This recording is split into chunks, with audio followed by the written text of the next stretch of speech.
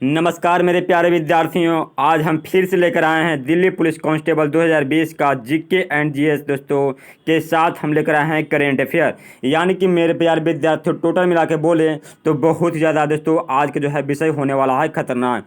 जो मेरे प्यारे विद्यार्थियों आज हम लेकर आए हैं जीके एंड जीएस के साथ साथ दोस्तों करेंट अफेयर, जो कि यूट्यूब पर आपको प्रोवाइड नहीं करता दोनों एक बार, लेकिन हम आपके लिए दोनों एक बार प्रोवाइड करते हैं। तो जी जो है करेंट अफेयर के लिए मेरे प्यारे विद्यार्थियों कहीं भी आपको जाने की जरूरत नहीं है। तो जो है दोस्तों आप जो सिलेक्शन के 100% वादा करते हैं। अगर ये वीडियो जितना भी वीडियो हम अपलोड करते हैं मेरे प्यारे विद्यार्थियों, तो आपको दिल्ली पुलिस की कांस्टेबल के लिए आप जितना वीडियो देखिएगा मेरे मेरे प्यारे विद्यार्थियों, उसमें आपको जो है जो मनोबल बढ़ेगा। तो मेरे प्यारे विद्यार्थियों आज का सेट नंबर है 5, यानी टोटल मिलाकर बोले मेरे प्यारे विद्यार्थियों तो आज प्रीवियस क्वेश्चन हम लेकर आए हैं आपके लिए और आपके द्वार पर। तो चलते हैं पहला क्वेश्चन की ओर, देरी नहीं करते हैं। तो मेरे प्यारे विद्यार्थियों पहला क्वेश्चन हम लेकर आए हैं, किस युद्ध को जीतने के पश्चात शेरशाह ने दिल्ली में अफगान सत्ता की स्थापना किया है। तो मेरे प्यारे विद्यार्थियों हम इसलिए लेकर आए हैं कि आपको दिल्ली पुलिस कांस्टेबल के लिए आपको एग्जाम पढ़ रहा है, आने वाला है दोस्तों, दीजिएगा। आप अगर फॉर्म भरे हैं तो दिल्ली से दोस्तों आपको जो है आप नीचे कमेंट करके हम जरूर हमें बताइए कि दोस्तों कि दिल्ली के स्पेशल जो है जीके हम चढ़ाने के लिए, क्योंकि दिल्ली से स्पेशल जो आपको जो है 4 या 5 नंबर जीके आपको पूछ ही देगा। तो मेरे प्यारे विद्यार्थियों घबराने कोई बात नहीं है, सारा का सारा आपको जो है सोल्व कर देंगे। तो किस युद्ध को जीतने का 50 शेरशाह सूरी ने जो है दिल्ली में अफगान सत्ता की स्थापना जो है दोस्तों की है। ऑप्शन ए में चौसा का युद्ध, बी में कर्नाटक का युद्ध, सी में हल्दी का युद्ध और डी में प्लासी का युद्ध। तो क्या दोस्तों तो एक के ऑप्शन नंबर क्या हो जाएगा, तो एक के ऑप्शन नंबर दोस्तों हो जाएगा ए, यानी जो है चौसा के युद्ध के बाद दोस्तों जो है शेरशाह सूरी ने जो है दिल्ली में जो है अफगान सत्ता की जो स्थापना कर दिया था। पिछले 2 नंबर में कि सार्क मानव संसाधन विकास केंद्र कहाँ पर स्थित है। तो मेरे प्यारे विद्यार्थियों बहुत ज़्यादा वीवीआई क्वेश्चन है, आपको बार बार बोलने की जरूरत नहीं है। मेरे वीडियो को दोस्तों अभी तक लाइक नहीं किए हैं तो प्लीज़ वीडियो को लाइक कर दीजिए। तो 2 के ऑप्शन नंबर क्या दोस्तों, option number A Karachi, B में इस्लामाबाद, सी में भूटान और डी में हो जाएगा नेपाल। तो सार्क जो है मानव संसाधन विकास केंद्र कहाँ पर है, तो 2 का ऑप्शन नंबर हो जाएगा बी, यानी कि इस्लामाबाद हो जाएगा। पिछले 3 नंबर में कि राज्य स्तर पर बैट किस कर जो स्थान पर लगाती है, यानी कि बैट दोस्तों बोलते हैं दोस्तों जिसको बैट जो बोलते हैं दोस्तों जो है इनकम टैक्स जिसको बोलते हैं। तो राज्य स्तर पर जो है बैट जो लगाता है दोस्तों वो किस स्थान पर लगाती है। ऑप्शन ए में आयकर, बी में निगम पर, सी में बिक्री पर और डी में इनमें से कोई नहीं। तो 3 के ऑप्शन नंबर दोस्तों हो जाएगा सी, यानी बिक्री पर होता है। यानी कोई भी बैट जो लगता है दोस्तों वो लगता है बिक्री पर, यानी जितना बिक्री होगा उसी के अनुसार बैट लगेगा। फिर चलेंगे हम 4 नंबर में कि सफलतापूर्वक बैट को सर्वप्रथम लागू करने वाला देश कौन सा है। तो बहुत ही ज़्यादा वीवीआई मेरे प्यारे विद्यार्थियों आपको बोल देना कि बहुत ज़्यादा वीवीआई होने वाला है, यानी कि हम कह सकते हैं इनकम टैक्स जो लगा दो दोस्तों वो सबसे पहले कौन सा देश लगाया था। तो मेरे प्यारे विद्यार्थियों ऑप्शन ए में चीन, बी में जापान, सी में भारत और डी में फ्रांस। तो बहुत ज़्यादा वीवीआई मेरे प्यारे विद्यार्थियों आपको बार बार कहते हैं कि सारा क्वेश्चन जो है वीवीआई होने वाला है। तो सफलतापूर्वक जो है बैट जो लगाया था सर्वप्रथम दोस्तों वो कौन सा देश लगाया था, तो ऑप्शन नंबर डी, यानी फ्रांस देश ने लगाए थे। फिर 5 नंबर में ज्वाला गट्टा किस खेल से जो है प्रसिद्ध खिलाड़ी हैं, यानी जो ज्वाला गट्टा जो है प्रसिद्ध खिलाड़ी हैं तो वो कौन खेल खेलते थे। ऑप्शन ए में टेनिस, बी में बैडमिंटन, सी में हॉकी और डी में फुटबॉल। क्या दोस्तों, तो 5 के ऑप्शन नंबर बी, यानी बैडमिंटन खेलते थे। चलना 6 नंबर में man of blood and iron के नाम से किन्हें जाना जाता है। ऑप्शन ए में ऑटो हान, बी में ऑटो वान बिस्मार्क, सी में सरदार पटेल और डी में सुभाष चंद्र बोस। तो 6 के ऑप्शन नंबर दोस्तों हो जाएगा बी, यानी तो ऑटो वान बिस्मार्क को कहा जाता है। फिर चलेंगे हम 7 नंबर में दोस्तों क्षमा वाणी किस धर्म का त्यौहार है। तो क्षमा वाणी दोस्तों जो त्यौहार जो दोस्तों वो जो है किस धर्म का त्यौहार है। ऑप्शन ए में जैन धर्म, बी में बौद्ध धर्म, सी में ईसाई धर्म और डी में इनमें से कोई नहीं। तो मेरे प्यारे विद्यार्थियों आप जितना भी स्कोर जो करते हैं उसका जो नीचे कमेंट बॉक्स में हमें जो है जरूर कमेंट कीजिएगा। लेकिन दोस्तों आप लोग वीडियो देखते हैं पर जो कमेंट नहीं करते हैं, आप लोग इसीलिए नहीं करते हो दोस्तों कि आपको जो है ये जीके जो है लगता होगा कि सर कि जीके जो है बहुत ही हल्का है। मेरे प्यारे विद्यार्थियों हल्का भारी नहीं होता है जीके, अगर जो आप नहीं याद करते हैं एग्जाम में बैठ जाते हैं तो आपके लिए सारा हल्का भी लगेगा भारी और भारी भी लगेगा हल्का। तो मेरे प्यारे विद्यार्थियों आपसे बार बार कहते हैं कि वीडियो को देखना ना भूले, वीडियो को भगाना ना भूले दोस्तों, क्योंकि एक एक क्वेश्चन आपके लिए बहुत ज़्यादा इंपॉर्टेंट होने वाला है। तो क्षमा वाणी जो है किस धर्म का त्यौहार है, तो 7 का ऑप्शन नंबर दोस्तों हो जाएगा आपका ए, यानी क्या दोस्तों, जैन धर्म का त्यौहार है। फिर चलेंगे हम 8 नंबर देखेंगे कि रीढ़ में कितनी हड्डियाँ होती है। तो बहुत ज़्यादा मेरे प्यारे विद्यार्थियों बहुत ज़्यादा वीवीआई है, क्योंकि आपको साइंस से दोस्तों आपको जब 50 नंबर देगा तो हम दोस्तों स्पेशल भी साइंस आपके लिए हम प्रोवाइड करते हैं और करेंगे। तो रीढ़ में टोटल हड्डियों की संख्या होती है दोस्तों, वो होती है ऑप्शन ए में 32, बी में 36, सी में 33 और डी में 44। तो क्या हो जाएगा दोस्तों, तो 8 की ऑप्शन नंबर दोस्तों हो जाएगा सी, यानी 33 हड्डी होती है। चलें 9 नंबर में, पौधे जो नमक युक्त मिट्टी में उगते हैं उन्हें क्या कहते हैं। ऑप्शन ए में थैम्ब्रोफाइट, बी में हेलोफाइट, सी में दोस्तों लेमनोफाइट और डी में जीरोफाइट। यानी कि हम कह सकते हैं कि नमक युक्त में दोस्तों जो है मिट्टी में जो पौधा उगता है उसे हम कह सकते हैं। तो नो की ऑप्शन नंबर दोस्तों बी, यानी कि जो हेलोफाइट कहते हैं। फिर उसी तरह देखेंगे हम 10 नंबर में कि लीवर के अध्ययन को क्या कहा जाता है। लीवर के अध्ययन को क्या कहता है दोस्तों, ऑप्शन ए में दोस्तों हो जाएगा कॉस्मोलॉजी, बी में फाइकोलॉजी, सी में हो जाएगा हेपेटोलॉजी और डी में इनमें से कोई नहीं। तो लीवर के अध्ययन क्या कहता है दोस्तों, तो लीवर के अध्ययन को आता है सी दोस्तों 10 के ऑप्शन नंबर सी, यानी हेपेटोलॉजी कहता है दोस्तों। तो हेपेटोलॉजी जो है लीवर के अध्ययन को कहा जाता है।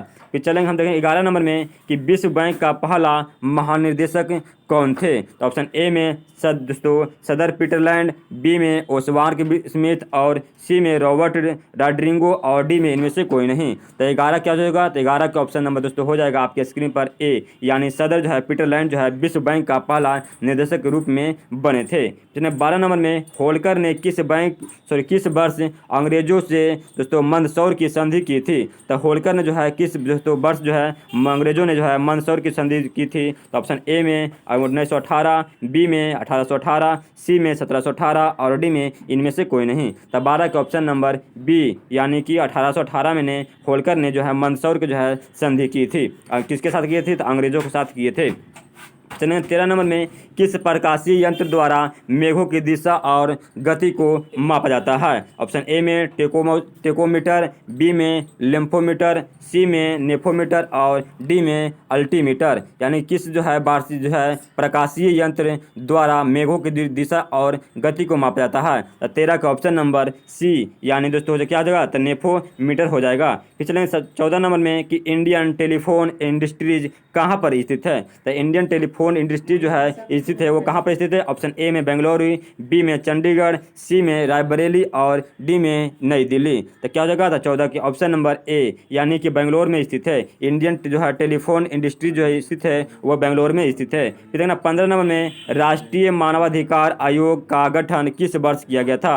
ऑप्शन ए में 1919, दोस्तों बी में 1993, सी में 1960 और डी में 1995। तो राष्ट्रीय मानवाधिकार जो है आयोग का जो गठन किया गया था वो किस वर्ष किया गया था। तो 15 के ऑप्शन नंबर बी, यानी कि 1993 में राष्ट्रीय मानवाधिकार आयोग का गठन किया गया था। फिर चलना 16 नंबर में उच्च न्यायालय के अधिकार क्षेत्र को बढ़ाने घटाने का अधिकार किसके जो है पास होता है। ऑप्शन ए में राष्ट्रपति, बी में प्रधानमंत्री, सी में लोकसभा अध्यक्ष और डी में संसद। यानी कि उच्च न्यायालय का जो अधिकार जो होता है उसको बढ़ाने के जो घटाने के जो है अधिकार होता है वो किसके पास होता है। तो 16 के ऑप्शन नंबर डी, यानी कि संसद के पास होता है। फिर 17 नंबर में कि बीमा क्षेत्र का विनियमन कौन करता है। ऑप्शन ए में SBI, बी में RBI, सी में IRDA और डी में इनमें से कोई नहीं। तो 17 के ऑप्शन नंबर सी क्या होता है दोस्तों, तो बीमा क्षेत्र का जो विनिमय करता है वो करता है IRDA करता है। ऑप्शन 18 नंबर में कि श्वेत कोयला किसे कहा जाता है। तो श्वेत कोयला कहा जाता है ऑप्शन ए में पेट्रोलियम, बी में कपास, सी में जल विद्युत और डी में इनमें से कोई नहीं। तो श्वेत कोयला जो कहा जाता है इसमें किसे कहा जाता है। ऑप्शन 18 के ऑप्शन नंबर दोस्तों हो जाएगा सी, क्या हो जाएगा, तो जल विद्युत को ही श्वेत कोयला के नाम से जाने जाते हैं। फिर देखेंगे 19 नंबर में दिल्ली हाई कोर्ट की पहली महिला मुख्य जो है न्यायाधीश कौन थे। तो मेरे प्यारे विद्यार्थियों, दिल्ली के जो है मुख्य जो है दिल्ली पुलिस कांस्टेबल का जो एग्जाम आने वाला है उसके प्रति जो है दिल्ली से आप कम से कम 5 से 6 क्वेश्चन आपको जो है पूछ देगा। तो उसे भी हमें ध्यान रखना है। क्योंकि दिल्ली हाई कोर्ट की जो पहली महिला जो है मुख्य न्यायाधीश थे वो कौन थे। ऑप्शन ए में सुनीता गौड़, बी में रमा देवी, सी में गोरला रोहनी और डी में इनमें से कोई नहीं। तो 19 के ऑप्शन नंबर हो जाएगा सी, यानी दोस्तों मोरला रोहनी जो है दिल्ली हाईकोर्ट की पहली जो है महिला मुख्य न्यायाधीश के रूप में थे। फिर चलेंगे 20 नंबर में दोस्तों कथा सरिता सागर पुस्तक के रचयिता कौन थे? तो ऑप्शन ए में दोस्तों अरुंधति राय, बी में महादेवी वर्मा, सी में शकुंतला देवी और डी में सोम देवी। तो क्या होगा? कथा जो है सरिता सागर को जो है पुस्तक के जो रचयिता थे वो कौन थे? तो 20 के ऑप्शन नंबर दोस्तों हो जाएगा 20 का ऑप्शन नंबर हो जाएगा डी, यानी कि सोमदेव जो थे कौन थे? सोमदेव थे, जो कि सरिता सागर पुस्तक के रचयिता थे। फिर चलेंगे 21 नंबर देखेंगे कि पर्यावरण के अध्ययन को क्या कहा जाता है? ऑप्शन ए में हेपोलॉजी, बी में एंथ्रोपोलॉजी, डी में इकोलॉजी और सी में इकोलॉजी और डी में साइकोलॉजी। तो पर्यावरण के अध्ययन को कहा जाता है दोस्तों 21 का ऑप्शन नंबर सी, यानी कि इकोलॉजी जो है पर्यावरण के अध्ययन को कहा जाता है। फिर चलेंगे 22 नंबर देखेंगे कि पैन नंबर देने की दोस्तों संस्तुति किस समिति ने की थी? तो किसने की थी? तो ऑप्शन ए में बलवंत राय समिति, बी में गुलजारी लाल समिति, सी में रघुराजन समिति और डी में महावीर त्यागी समिति। यानी पैन नंबर जो तो होता है उसमें जो है कौन समिति ने देने की जो है घोषणा की थी सबसे पहले? तो 22 के ऑप्शन नंबर दोस्तों हो जाएगा डी, यानी महावीर त्यागी समिति ने किए थे। फिर चलना है 23 नंबर में कि आसियान दिवस किस तिथि को मनाया जाता है? तो ऑप्शन ए में 9 अक्टूबर, बी में 8 अगस्त, सी में 5 सितंबर और डी में 2 दिसंबर। तो आसियान दिवस जो है किस तिथि को मनाया जाता है? तो 23 के ऑप्शन नंबर दोस्तों हो जाएगा बी, यानी कि 8 अगस्त को आसियान दिवस के रूप में मनाया जाता है। फिर चलें 24 नंबर में कि ओजोन का रासायनिक सूत्र क्या होता है? तो ओजोन जो परत रहता है उसका जो रासायनिक सूत्र होता है वो क्या होता है? यानी ऑप्शन ए में O2, बी में O3, सी में O5 और डी में O6। तो 24 के ऑप्शन नंबर दोस्तों हो जाएगा बी, यानी कि जो है O3 हो जाएगा। चलना 25 नंबर में कि सल्तनत काल में सदका क्या था? तो ऑप्शन ए में धार्मिक कर, बी में सिंचाई कर, सी में राजस्व कर और डी में इनमें से कोई नहीं। तो सल्तनत काल में दोस्तों जो सदका का जो कार्य था वो जो है किसके द्वारा लिया गया था, कौन धर्म से था? तो 25 के ऑप्शन नंबर दोस्तों हो जाएगा ए, यानी धार्मिक कर से था। चलेंगे 26 नंबर में दोस्तों सन्यासी विद्रोह कहाँ पर हुआ था? तो सन्यासी विद्रोह जो हुआ था ऑप्शन ए में बंगाल में, बी में बिहार में, सी में झारखंड और डी में मणिपुर। तो 26 के ऑप्शन नंबर ए, यानी कि बंगाल में हुआ था। कहाँ हुआ था? तो सन्यासी विद्रोह हुआ था वो बंगाल में हुआ था। फिर चलें 27 नंबर में अखिल भारतीय किसान सभा के प्रथम अध्यक्ष कौन थे? तो डॉक्टर ऑप्शन ए में स्वामी सहजानंद, बी में स्वामी विवेकानंद, सी में स्वामी दयानंद सरस्वती और डी में इनमें से कोई नहीं। तो क्या हो जाएगा? तो अखिल भारतीय किसान सभा के जो प्रथम जो अध्यक्ष थे वो कौन थे? तो 27 के ऑप्शन नंबर ए क्या था? तो 27 के ऑप्शन नंबर ए, यानी कि स्वामी जो है सहजानंद जी थे, जो कि भारतीय जो है अखिल भारतीय किसान किसान सभा के प्रथम अध्यक्ष के रूप में थे। फिर चलेंगे 28 नंबर में कि कोचीन का जुड़वा नगर कौन सा है? तो कोचीन का जुड़वा नगर है कौन सा है? तो ऑप्शन ए में दोस्तों हो जाएगा कोचीन एर्नाकुलम, या बी में एर्नाकुलम कोचीन, या सी में हो जाएगा विशाखापट्टनम, या इनमें से कोई नहीं। तो कोचीन का जुड़वा नगर दोस्तों कहा जाता है वो किसे कहा जाता है? 28 के ऑप्शन नंबर बी, यानी कि एर्नाकुलम को कोचीन का दूसरा जो है जुड़वा नगर कहा जाता है। फिर 29 नंबर देखेंगे कि यूरोपीय संसद का प्रथम संसदीय चुनाव किस वर्ष हुआ था?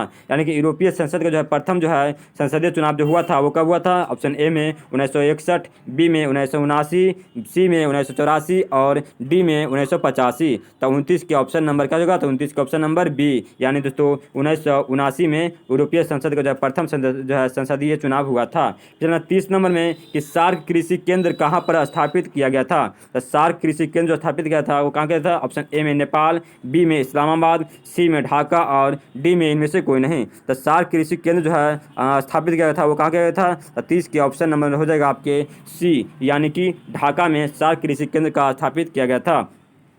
तो फिर देखना है हम जो है फिर से यहाँ पर जो करेंट अफेयर लेके आए हैं, तो डेली जो है वीडियो के लास्ट में हम करेंट अफेयर 10 को करवाते हैं। तो करेंट अफेयर अलग देखने की कोई ज़रूरत नहीं है, मेरे वीडियो पर ही सारा आपको प्रोवाइड हो जाएगा। तो ऑप्शन ए में दोस्तों क्वेश्चन ए में देखेंगे करेंट अफेयर आज का कि किस जर्मन फुटबॉल क्लब ने 7 साल बाद UEFA चैंपियंस लीग 2020 का खिताब जीत लिया है? तो किसने जीता है? तो बायर्न म्यूनिख ने जीता है। इसमें 2 नंबर में कि सूचना एवं प्रसारण मंत्रालय की ओर से किसके लिए इजाज़त प्रदान कर दी गई है? तो फिल्मों एवं धारावाहिकों की शूटिंग के लिए कर दिया गया है। प्रश्न 3 नंबर में कि पाकिस्तान सरकार ने किस पूर्व प्रधानमंत्री को भगोड़ा घोषित करके ब्रिटेन सरकार से प्रत्यार्पण की जो है मांग की है? तो क्या हो जाएगा? तो ऑप्शन दोस्तों यहाँ पर आंसर हो जाएगा आपके लिए उत्तर में नवाज शरीफ को भगोड़ा के नाम पर जो है घोषित कर दिए गए हैं। फिर चलना है एक फिर देखेंगे हम 4 नंबर में कि सऊदी अरब की तेल कंपनी सऊदी अरब अरामको चीन के साथ कितने हज़ार करोड़ रुपए के करार को खत्म करने का निर्णय ले लिया है। तो मेरे प्यारे विद्यार्थियों, आपका हो जाएगा आंसर में 75,000 करोड़ के लिए सऊदी अरब ने चीन के साथ जो समझौता किया था उसे जो है रद्द कर दिया है, यानी कि खत्म कर दिया है। इसमें 5 नंबर में कि किस देश के राष्ट्रपति ने कोरोना के इलाज के लिए प्लाज्मा थेरेपी की मंजूरी दे दी है। तो मेरे प्यारे विद्यार्थियों, 5 के जो आंसर होगा आपके होगा वो अमेरिका, यानी कि अमेरिका के जो है राष्ट्रपति डोनाल्ड ट्रंप ने अपने देश में प्लाज्मा थेरेपी को जो है मंजूरी दे दी है। किसके लिए दी है? तो कोरोना की जो है इलाज के लिए प्लाज्मा जो है थेरेपी की जो है मंजूरी दे दी है। तो 6 नंबर देखेंगे, भारतीय रेलवे ने वित्त वर्ष 2019-20 में बिना टिकट यात्रा करने वाले से कितने करोड़ रुपये को जो है जुर्माना वसूले है। तो बहुत ज़्यादा VVI है क्वेश्चन। यह है कि भारतीय रेल ने जो है वित्त वर्ष 2019-20 में जो है बिना टिकट यात्रा करने वाले से कितने करोड़ रुपये को जो है जुर्माना के वसूल की है। तो हो जाएगा उत्तर में 561 करोड़ रुपये जो है भारतीय रेलवे ने जो है 2019-20 में बिना टिकट यात्रा करने वालों को जो है मंजूरी के रूप में जुर्माना के रूप में वसूल किया है। वो कितना किया है? 561 करोड़ रुपया किए हैं। फिर देखना 7 नंबर में कि सोलर म्यूडल निर्माता कंपनी बारी एनर्जीज को एशिया वन मैग्नीज और URS मीडिया इंटरनेशनल की ओर से किस अवार्ड को प्रदान किया गया है? वो किया गया है इंडियाज ग्रेटेस्ट ब्रांड किया गया है। 8 नंबर देखेंगे, भारत में अब तक कोरोना वायरस से संक्रमित की संख्या कितनी हो गई है? तो हो गया है दोस्तों आपको जो है 31,06,349 हो गया है, जिसमें मौत आपका हो गया है 57,542। फिर 9 नंबर में कि अयोध्या में मस्जिद निर्माण के लिए गठित ट्रस्ट को क्या नाम दिया गया है? तो किया गया है Indo Islamic cultural foundation trust किया गया है, यानी कि अयोध्या में जो है मस्जिद जो बन रहा है उस जो है ट्रस्ट का नाम दिया गया है। उस ट्रस्ट का नाम है Indo Islamic cultural foundation trust दिया गया है। फिर देखना है लास्ट क्वेश्चन आज का है, कोरोना वायरस के बढ़ते संक्रमण को रोकने के लिए इंग्लैंड सरकार ने एक जगह पर 30 लोग इकट्ठा होने पर कितने रुपये जुर्माना लागू कर दिए गए हैं? यानी कि जो है कोरोना वायरस के बढ़ते समय को देखते हुए जो है इंग्लैंड सरकार ने जो है 30 लोग को जो है एक साथ रहने पर कितने जो है रुपये जो जुर्माना करने की जो घोषणा कर दिया गया है। तो लगभग दोस्तों हो जाएगा आपको 1 लाख रुपये जो है जुर्माना कर दिया गया है, यानी कि 10,000 पाउंड का जुर्माना कर दिया गया है। तो मेरे प्यारे विद्यार्थियों, अगर वीडियो अच्छा लगा होगा तो हमें उम्मीद होगा तो कि वीडियो आपको ही अच्छा लगा। तो वीडियो को कम से कम शेयर कर दीजिए और वीडियो को अभी तक लाइक नहीं किए तो लाइक कर दीजिए। अगर मेरे चैनल पर नए हैं मेरे प्यारे विद्यार्थियों तो वीडियो को दोस्तों चैनल को जो है सब्सक्राइब कर लीजिए और दोस्तों चैनल को सब्सक्राइब करने के बाद दोस्तों वीडियो को जो है शेयर करना न भूलें। तो चलते मेरे प्यारे विद्यार्थियों, अगले वीडियो में मिलेंगे, तब तक दोस्तों जय हिंद जय भारत।